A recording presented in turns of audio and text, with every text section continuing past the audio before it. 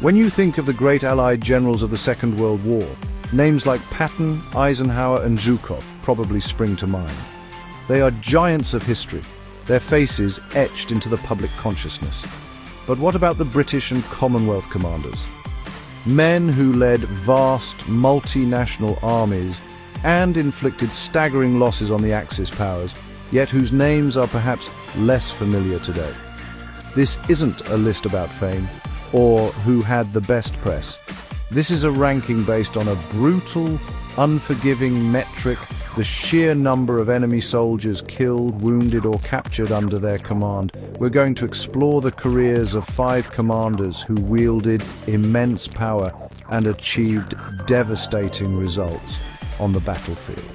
The forces they led were a true reflection of a global empire at war, drawing soldiers from Britain, India, Australia, New Zealand, Canada, South Africa and beyond. This incredible diversity of manpower was a unique strength, forged into a single fighting force by the will of these generals. Their campaigns spanned the globe, from the scorching deserts of North Africa to the dense jungles of Burma and the rugged mountains of Italy. Today, we're counting down from number 5 to number 1, ranking these British and Commonwealth generals by the destruction they wrought upon their enemies. Some names you'll know, others you may not, but their impact was undeniable. And I guarantee the man who takes the top spot will surprise you. It's a story of strategy, sacrifice, and the grim arithmetic of war. Let's dive in. Kicking off our list at number 5 is General Sir Harold Alexander, a man often remembered more for his charm and diplomacy than for his battlefield ruthlessness. But don't let his aristocratic poise fool you. As the commander-in-chief of the 15th Army Group, he presided over one of the most grueling and bloody campaigns of the war, the fight for Italy. This was a brutal attritional slog up the Italian peninsula, a campaign Churchill famously called the soft underbelly of Europe, which turned out to be anything but soft. It was a vicious inch-by-inch fight against determined German defenders. Alexander's genius lay not just in tactical planning, but in his extraordinary ability to command a truly multinational force. Under his authority were Americans, British, Canadians, Poles, New Zealanders, South Africans, Indians, and even the Brazilians. Holding such a diverse and often fractious coalition together was a monumental task in itself. He had to manage enormous egos, like the American General Mark Clark, and coordinate complex operations across rugged, mountainous terrain that heavily favored the defenders. It was a masterclass in military diplomacy and strategic patience. The fighting in Italy was relentless. Battles like Monte Cassino have become legendary for their ferocity and the sheer cost in human life. From the landings in Sicily in 1943 to the final German surrender in Italy in May 1945, Alexander's armies were constantly engaged. They faced elite German paratroopers and panzer divisions who used every river, mountain, and ancient stone village as a fortress. Alexander's strategy was one of continuous pressure, grinding down the enemy's will to fight through a series of relentless offensives. This relentless pressure came at a staggering cost, not just to the Allies, but to the Axis. Under Alexander's overall command, his forces inflicted an estimated 400,000 to 450,000 casualties on the German and Italian armies. This includes those killed, wounded, and the vast numbers of prisoners taken during the final collapse of the German front in the spring of 1945. He was the calm, unflappable orchestrator of this slow, methodical, and incredibly violent destruction of Axis power in Italy. So, while he may be remembered as the diplomat general, Harold Alexander's campaign in Italy was one of the deadliest of the war for the German army. His ability to hold his coalition together and sustain the offensive for nearly 2 years bled the Wehrmacht of hundreds of thousands of men who could have been defending either the Eastern Front or the beaches of Normandy. His place as one of Britain's deadliest generals is firmly secured, earning him the number 5 spot on our list. At number 4, we have a man whose early war successes were so brilliant they stunned the world, yet whose name is often overshadowed by the later giants of the conflict, Field Marshal Archibald Wavell. As Commander-in-Chief of the Middle East Command in 1940, Wavell was responsible for a vast theatre with laughably few resources. He faced a numerically colossal Italian force in North Africa, and the odds against him were, on paper, insurmountable. What he did next was nothing short of military genius. In December 1940, Wavell launched Operation Compass. With a force of just 36,000 men, composed of British, Indian and Australian troops, he attacked an Italian army of nearly 250,000 soldiers. The results were utterly spectacular and almost unbelievable. In just 10 weeks, Wavell's small, mobile force, media group animated map showing rapid Allied advance, footage of military convoys moving across desert terrain in stock would distribute equally, advanced 500 miles, shattered 10 Italian divisions, and completely destroyed the Italian 10th Army. It was a masterclass in combined arms warfare, using speed, surprise, and superior training to achieve a victory of biblical proportions. The numbers from Operation Compass are simply staggering. Wavell's Western Desert Force inflicted around 180,000 casualties on the Italians, including media group, photographs of Italian prisoners of war in large columns, footage of captured Italian soldiers being escorted, stock distribute equally, capturing a staggering 130,000 prisoners, all for the loss of fewer than 2,000 of his own men killed and wounded.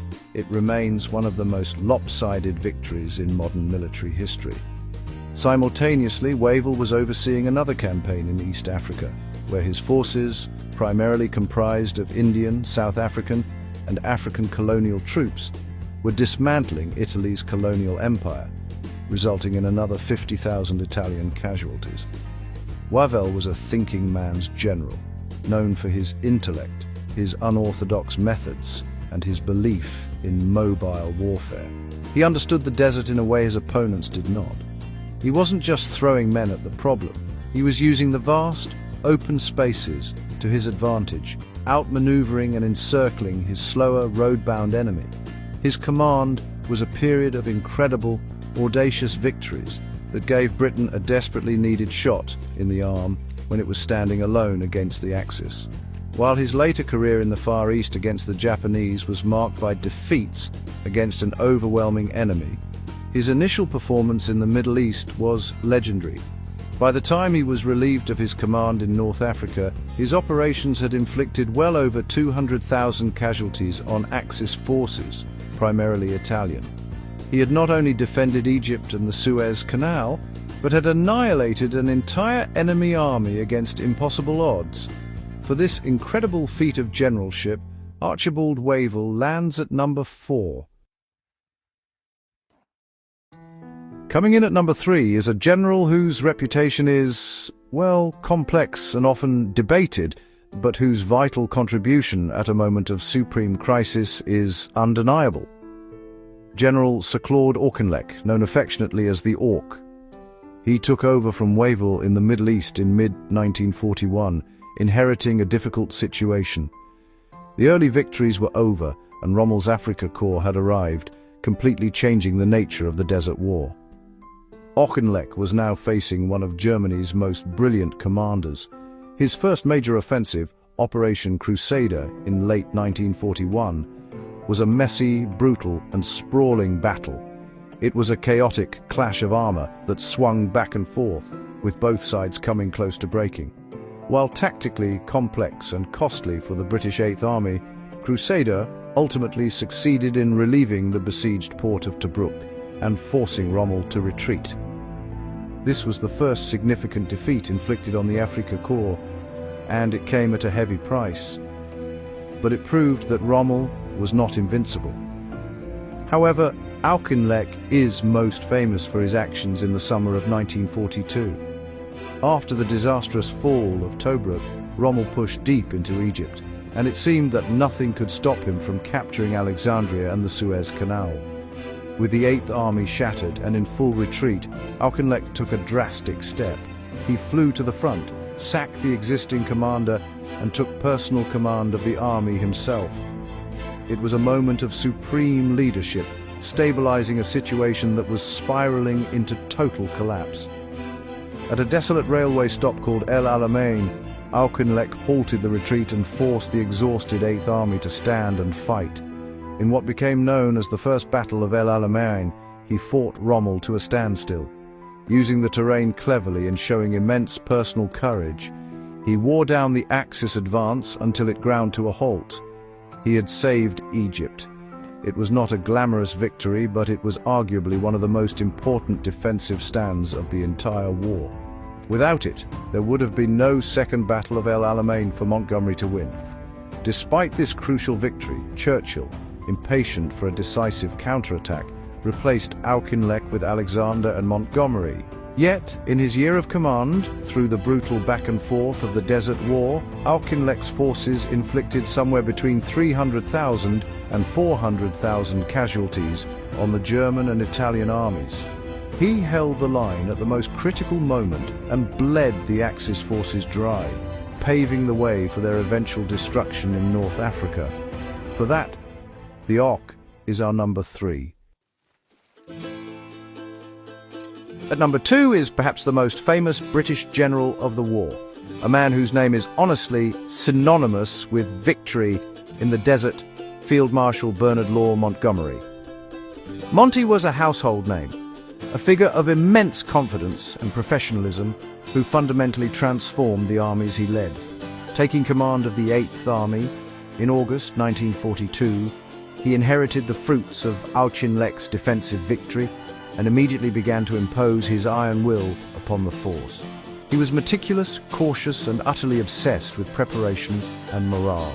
Montgomery's first and most celebrated victory was the Second Battle of El Alamein in October 1942. This was not a battle of brilliant maneuver like Wavell's, but a colossal, grinding battle of attrition. Monty amassed overwhelming superiority in men, tanks, and artillery, and then systematically pulverized the Axis lines. It was a set-piece battle, carefully planned and ruthlessly executed, which broke the back of Rommel's Panzer Army Africa. The victory was a massive turning point in the war and a huge morale boost for the entire Allied cause. Following the victory at El Alamein, Montgomery's Eighth Army relentlessly pursued the Axis forces across Libya and into Tunisia, where, in conjunction with the Allied forces that had landed in Operation Torch, they trapped and destroyed the remaining German and Italian armies in North Africa. The Tunisian campaign ended in May 1943 with the capture of over 250,000 Axis soldiers, a surrender on the scale of Stalingrad. The North African campaign from El Alamein onwards was a catastrophe for the Axis, and Monty was the architect of its final phase. After North Africa, Montgomery led the Eighth Army in the invasion of Sicily and the initial landings in Italy before being recalled to Britain to command the 21st Army Group for the invasion of Normandy. This placed him in command of all Allied ground forces during Operation Overlord. From the D-Day landings through the brutal battle for Normandy, the breakout in Operation Cobra, and the controversial Operation Market Garden, Monty was at the heart of the campaign to liberate Northwest Europe. Across these immense campaigns, North Africa, Sicily, and Northwest Europe, the forces under Montgomery's command inflicted truly staggering losses on the German army. Conservative estimates place the total number of enemy casualties, killed, wounded, and captured, at between 800,000 and 900,000. He was a master of the large-scale industrial battle, using Britain and the Commonwealth's material superiority to grind the enemy into dust. A controversial and often difficult figure, his results on the battlefield were undeniable, making him a clear number 2 on our list. And now for our number 1, the deadliest British general of the Second World War. It's not a commander from the deserts of Africa or the fields of France. It's a man who fought in the forgotten theatre of the war, a man beloved by his troops and respected by his enemies, Field Marshal William Bill Slim. As commander of the 14th Army in the Burma campaign, Slim orchestrated one of the most remarkable turnarounds in military history, leading to the complete destruction of the Japanese armies in Southeast Asia. Slim took command of the Forgotten Army at its lowest ebb. It was a force ravaged by defeat, disease, and low morale, fighting in some of the most inhospitable terrain on Earth against a seemingly invincible Japanese enemy. Slim, a gruff, down-to-earth commander who had come up from the ranks, understood his soldiers like few others. He rebuilt their health with improved logistics and medical care, restored their confidence with small-scale victories, and retrained them in the art of jungle warfare.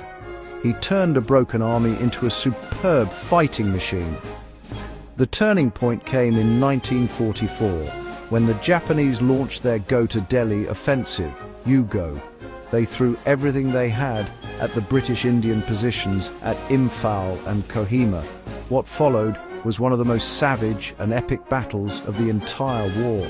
Slim's troops, cut off and supplied entirely by air, fought with incredible tenacity. The Battle of Kohima in particular was fought at point-blank range in what became known as the Battle of the Tennis Court. Slim's masterful handling of the battle resulted in a catastrophic defeat for the Japanese. After the victories at Imphal and Kohima, Slim went on the offensive. He didn't just push the Japanese back, he pursued and annihilated them. The 14th Army, a true imperial force of British, Indian and African divisions, crossed the great rivers of Burma, outthought and outfought the Japanese at every turn, and in 1945 recaptured Mandalay and the capital, Rangoon. It was a campaign of incredible logistical feats, brilliant tactical envelopments, and sheer, bloody-minded courage. The result of Slim's leadership was the greatest land defeat the Japanese army ever suffered.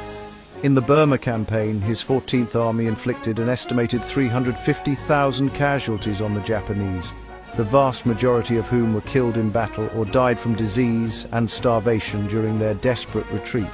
Crucially, while Monty's casualty figures were shared across a command that included vast American armies, the destruction of the Japanese in Burma was almost entirely the work of Slim's British and Commonwealth force. For this reason, for turning defeat into total victory and overseeing the annihilation of an entire enemy theatre army, Field Marshal William Slim stands as our #1 deadliest British general of WW2. So, there you have it, 5 commanders who wielded the might of Britain and its Commonwealth and inflicted almost 2 million casualties on the Axis powers. From the aristocratic Alexander in Italy to the meticulous Montgomery in Europe, the dogged Auchinleck and the brilliant Wavell in the desert. These men were masters of their craft. They commanded diverse, multinational armies in every conceivable environment, from deserts and mountains to dense jungles, and achieved victories that were essential to the final Allied triumph. Each one played a crucial role in the grim calculus of a world war. But our #1, Field Marshal William Slim, stands as a testament to leadership in the face of adversity. Taking a beaten and demoralized Forgotten Army and turning it into the instrument of Japan's greatest ever land defeat is a story for the ages. It's a powerful argument for him being not just Britain's deadliest, but perhaps its greatest general of the war. What do you think? Were you surprised by our #1? Who on this list impressed you the most? And do you agree that Slim deserves the top spot? Let us know in the comments below. We love exploring the who and why of military history, and your feedback helps us decide what to cover next. We're thinking of doing a similar list for Axis generals, or perhaps focusing on the Pacific theatre exclusively. If that sounds interesting, or if you have other ideas, tell us. We read every single comment. If you enjoyed this deep dive into military command, please consider giving this video a like and subscribing to the channel for more. Thanks for watching, like, subscribe, and we'll see you in the next one. We'll